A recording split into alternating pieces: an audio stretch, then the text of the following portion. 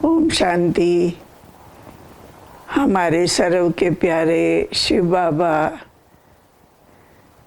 जो ऐसे समय पर इस संसार में आए हैं पतितों को पावन बनाने, अपने सहयोगियों को भी साथ में ही आकर जन्म दिया। मीठी प्यारी मम्मा जगदम्बा माँ, शुरुआत में जब यज्ञ की स्थापना हुई, ब्रह्मा बाबा के साथ साथ प्यारी मीठी मम्मा भी यज्ञ में समर्पित हो गई। अन्य आत्माएं समर्पित होते होते भी उसी में ही मम्मा अपने नियम मर्यादाएं धारणाएं जो बाप दादा का हुक्म उसी अनुसार चलने लगी। मम्मा का नाम मम्मा उसको सब कहने लगे। तो शुरुआत में ही मम्मा के कर्म ने मम्मा को मम्मा बना दिया। यज्ञ की जगदम्बा माँ, सबको रेख देख करने वाली, जिसको आप सभी शायद जानते ही हैं, तरह ऐसी मीठी माँ के साथ हमारा भी कुछ दिन नज़दीक से रहना सहना, मधुबन आना जाना, सेंटर में भी पंजाब में मम्मा ने आना जाना, हमारा भी भाग्य मम्मा के साथ साथ हमारा भी रहना हुआ। सबसे पहले मीठी माँ जगदम्बा माँ पंजाब बटाला में आई। बटाला में आने से ही हमने तो तब आना भी शुरू किया था, 1 साल लगभग हुआ था। तो हमें मम्मा की स्वागत करने के लिए हमें खड़ा कर दिया गया, जबकि सैकड़ों भाई बहनें, हमें वहाँ की बहन ने बोला, राज बहन आपको मम्मा का स्वागत करना है। मेरे को तो धीरे आश्चर्य लगा। तो और सभी इतने पुराने हैं। बोला नहीं, आपको मम्मा का स्वागत करना है। तो मेरे हाथ में बहुत बड़ा फूलों का गुच्छा दे दिया गया। तब 2 सीढ़ी चढ़ कर के आश्रम था। 2 सीढ़ी के बाद हमको खड़ा कर दिया मीठी माँ। जब सीढ़ी के बाद आई, हमने मम्मा को गुच्छा दिया फूलों का, माला पहनाई और मम्मा ने दृष्टि दी। हम तो वहाँ न जाने कहाँ हैं, कैसे हैं, हम सब इस अपने शरीर को भूल गई। ऐसे माँ हमारे दिल मन में समा गई। पहला ये दृश्य हमने मम्मा का देखा, अनुभव किया। उसके बाद भी मम्मा का आना जाना, हम मधुबन में भी गई, मम्मा के ढेरे ही वहाँ भी नज़दीक रही। मालूम नहीं हमारा ड्रामा में ऐसा ही कुछ पाठ है, इसलिए इतना मम्मा के नज़दीक हम मम्मा को सुंदर सुंदर सिलाई करके, जिसकी सिलाई बहुत अच्छी थी, मम्मा को ब्लाउज़ पहनाने लगी। मम्मा के ब्लाउज़ बॉम्बे से सिलाई करके बहनें भेजती थी। मम्मा ने वहाँ के ब्लाउज़ छोड़ दिए और बहुत मम्मा का माप करना, वो करना। तो बहुत मम्मा ने कभी कभी बोलना, राज क्या कर रही हो? कहा मम्मा जगदम्बा का माप ले रही हूँ। इतना नज़दीक था मम्मा के साथ संबंध रहा। अपने दिल की मन की बातचीत सुनाना दे रही मम्मा के नज़दीक। मम्मा को हमने क्या देखा? माँ सबकी माँ, बूढ़ों की भी, युवा की भी, बांधेलियों की भी, दुखियों की भी, सुखियों की भी, बच्चों की भी। माँ माँ है। ऐसे दिल से मन से मम्मा हर एक की बातचीत सुनती थी। कोई की बातें मम्मा के दिल में ऐसे समा जाती थी जैसे कोई सागर में समा गया। मम्मा को कुछ उससे याद वाद नहीं है। ऐसी मीठी माँ, निस्वार्थता की देवी। आखिर मधुबन जाने से बाबा की मुरली के समय मम्मा को देखा। ओहो, मुरली मुरली मम्मा का श्वास था। मुरली बाबा की मम्मा की जीवन थी। मम्मा एक तरफ बाबा, एक तरफ मम्मा, बीच में एक चौकी होती थी। जब भी कभी अनुभव वाले या संदेशी बैठती थी, मम्मा जब भी बाबा मुरली चलाते थे तो मम्मा चौकड़ी लगाकर बैठी होती थी। तब मम्मा का ध्यान मुख बाबा की तरफ ऐसे होता था। कभी भी 1 घंटा हो, 1.5 घंटा हो, जितना भी टाइम हो, मम्मा का मुख कभी ऐसा नहीं होता था, टक बाबा की तरह।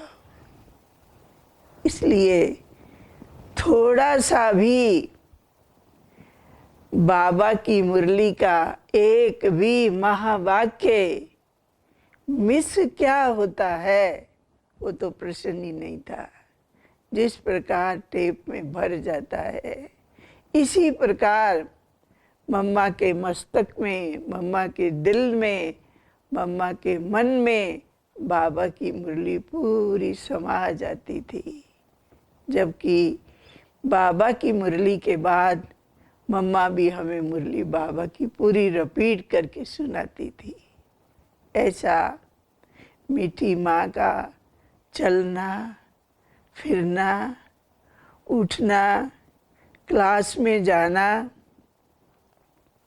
जैसे बाबा चलते हैं, जैसे बाबा बोलते हैं, जैसे ब्रह्मा बाबा अन्य आत्माओं को दृष्टि देके उड़ाते हैं, ठक मम्मा का व्यवहार, मम्मा का बोल चाल बाप समान था।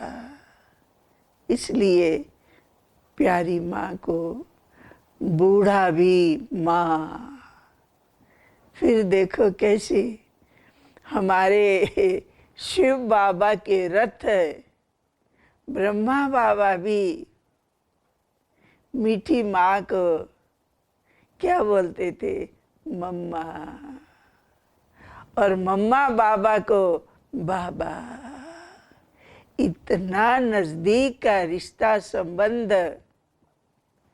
देखने में 2 आत्माएं, 2 शरीर, लेकिन आंतरिक उनका रहन सहन, व्यवहार, बोल चाल, स्वभाव, उनकी खुशबू, उनका वाइब्रेशन एक जैसा था।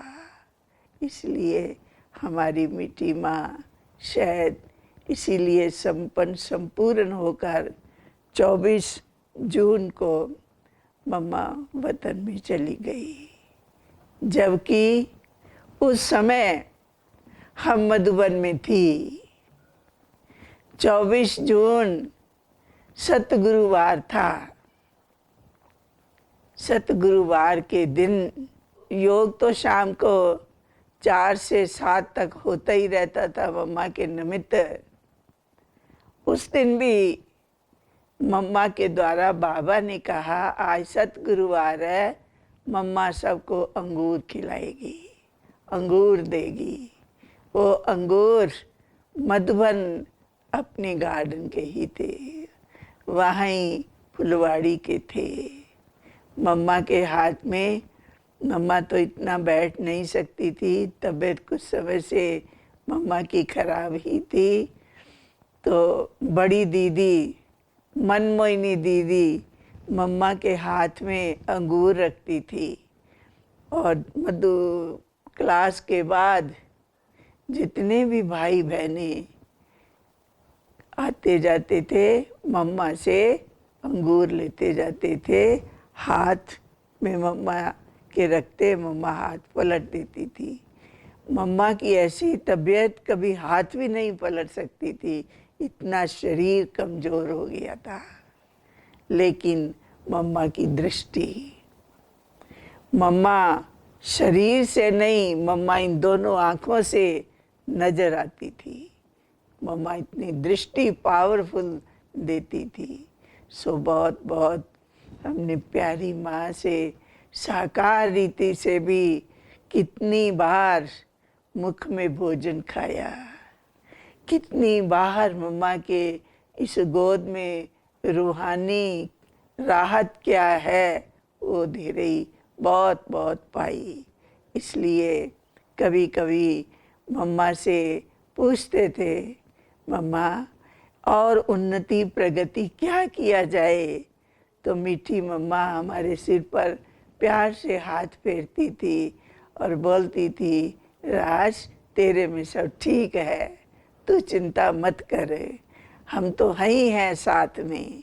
बहुत ऐसे मम्मा के कहे हुए प्यारे प्यारे नज़दीक के ढेरे ही शब्द अभी इतना नहीं है याद, लेकिन बहुत बहुत एक दिन में पता नहीं 2 बार के 6 बार हम मम्मा की गोद में जाती थी। मम्मा हमारे पास लास्ट दिनों में अमृतसर 1 महीना रही। 1 महीना रहने से 1 महीना हम मम्मा को क्लास में ले जाती थी, क्लास से ले आती थी।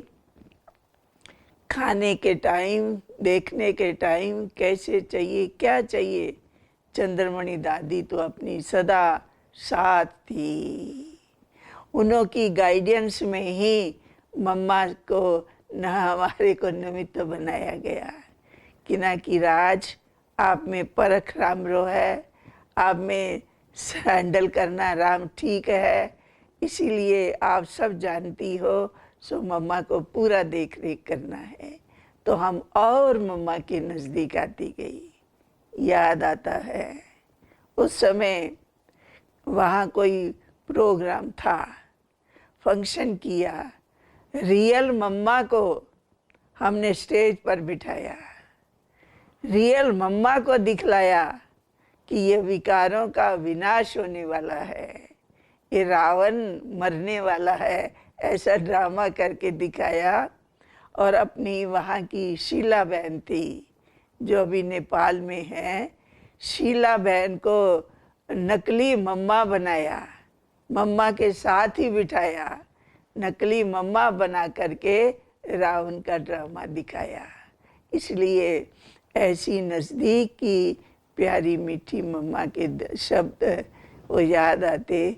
और जब भी हम लास्ट 24 जून को वहाँ थी, मम्मा ने सतगुरुवार के दिन सबको दृष्टि दी, तभी भी हम मम्मा का सारा टाइम मम्मा की सेवा, तो मम्मा का कपड़ा उपड़ा सिलाई करना, देखना करना करती थी।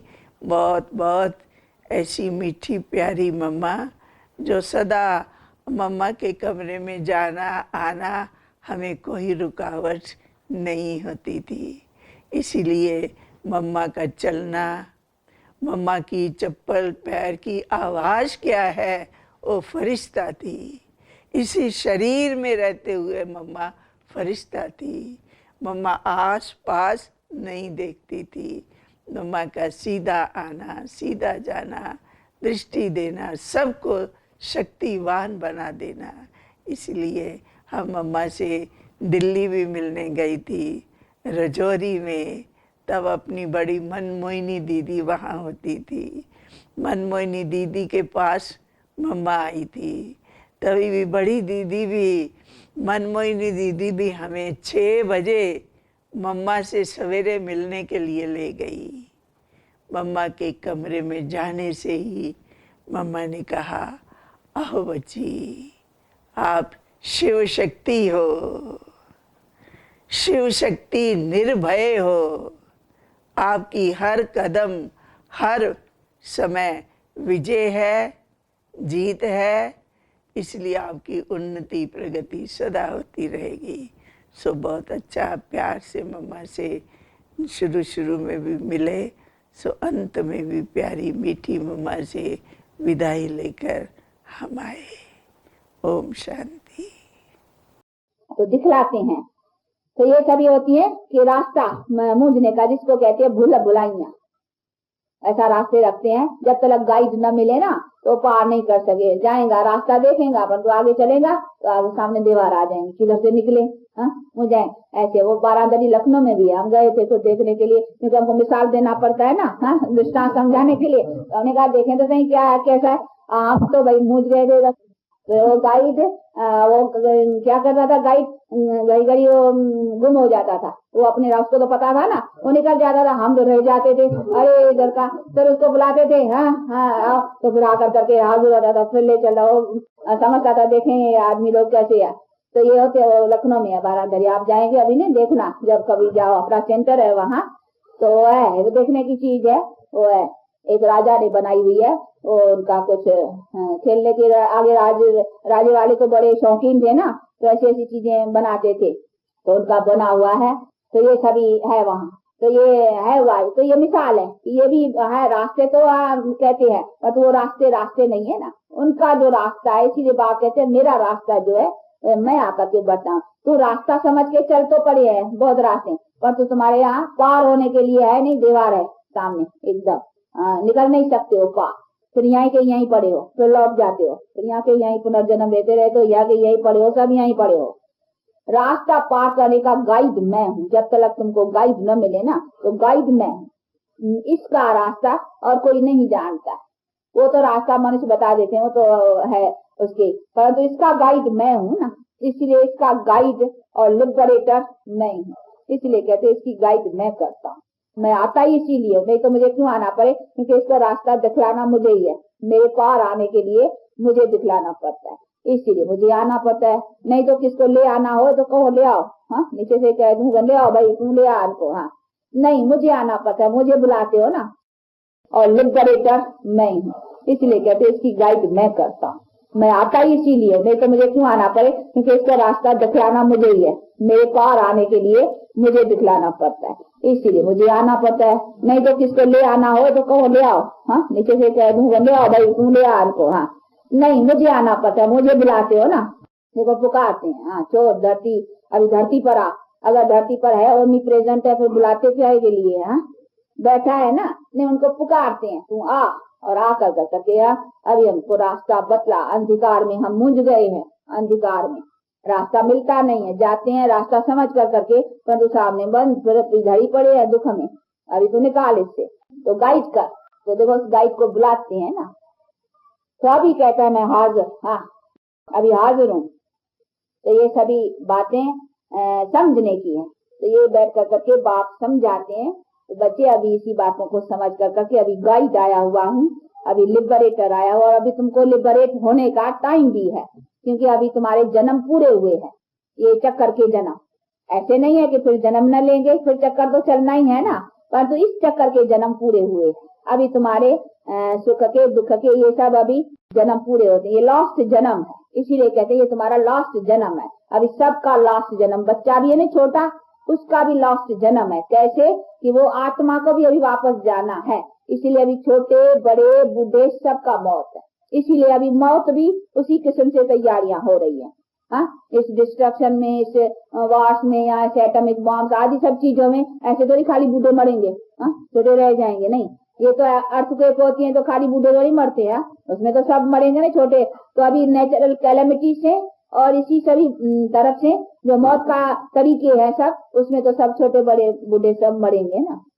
इसीलिए बाप कहते हैं अभी सबकी आयु वानप्रस्थ समझो, यानी अभी छोटा बच्चा भी है ना, वो भी वानप्रस्थी है। वानप्रस्थ का मतलब है अभी उसको वाणी के पर स्थान, इनकॉर्पोरियल साइलेंस वर्ल्ड, ये वाणी की वर्ल्ड है, इसको टॉकी वर्ल्ड माना वाणी की, वाचा की, तो वाचा की वर्ल्ड है। अब इसी वाणी से पर स्थान जाना है। पर स्थान का मतलब है वान पर स्थान, वान परस्ती कहते हैं, वान परस्ती, तो उसका मतलब ये है वान माना वाणी से पर स्थान, तो पर स्थान पर जाना है। पर स्थान कौन सा है? इनकॉर्पोरियल वर्ल्ड, तो वाणी से पर स्थान पर जाना है, तो वो है वाणी से पर साइलेंस वर्ल्ड। तो अभी सबको जाना, छोटे बड़े, इसीलिए कहते हैं अभी लास्ट जन्म है, अभी ये जन्मों का चक्कर पूरा होता है। इसीलिए बाप कहते हैं अभी चक्कर जब पूरा होता है तो अभी इसको पूरा कर करके अब चलो, परंतु प्योर होकर के चलेंगे ना, ऐसे तो नहीं उधर चल सकते हो, इम्प्योर सोल नहीं चल सकती है। अब मैंने भेजा था, तुम आए थे तो प्योर थे ना, अभी मेरे घर को उधर चलेंगे तो प्योर ही चलेंगे ना,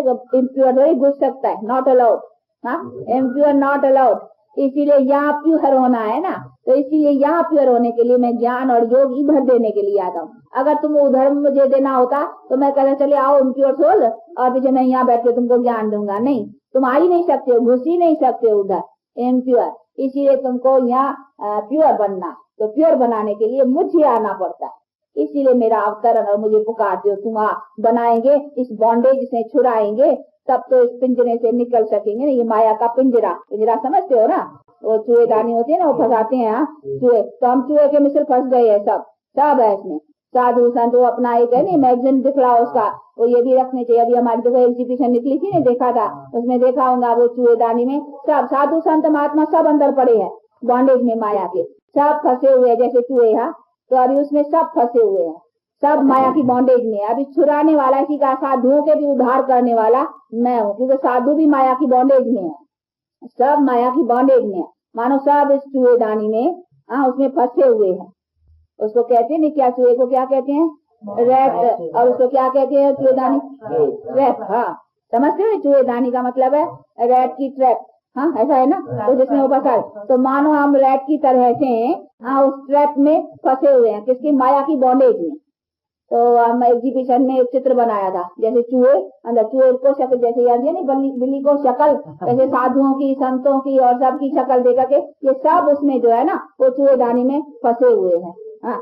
तो चूहे की शक्ल दे करके वो चूहे के अंदर जैसे वो फंसे हुए हैं। अभी सबको बॉन्डेज से कौन छुड़ाएगा? वो इस चूहेदानी से निकालेगा कौन? ये बॉन्डेज काटेगा कौन? काटने वाला एक ही परमात्मा, और वो आकर के अपने योग और ज्ञान की बल से वो बॉन्डेज काटता है और काट करके निकालता है, तब फ्री हो सकेंगे। नहीं तो अंदर जो बॉन्डेज में पड़े हैं वो कैसे एक दो को छुड़ाएंगे? छुड़ा नहीं सकते हैं। तो हम सब बॉन्डेज में हैं, हम एक दो को छुड़ा नहीं सकते हैं, हमको छुड़ाने वाले की उसकी पावर चाहिए, इसीलिए वो आता है और आकर करके हमको छुड़ाते हैं।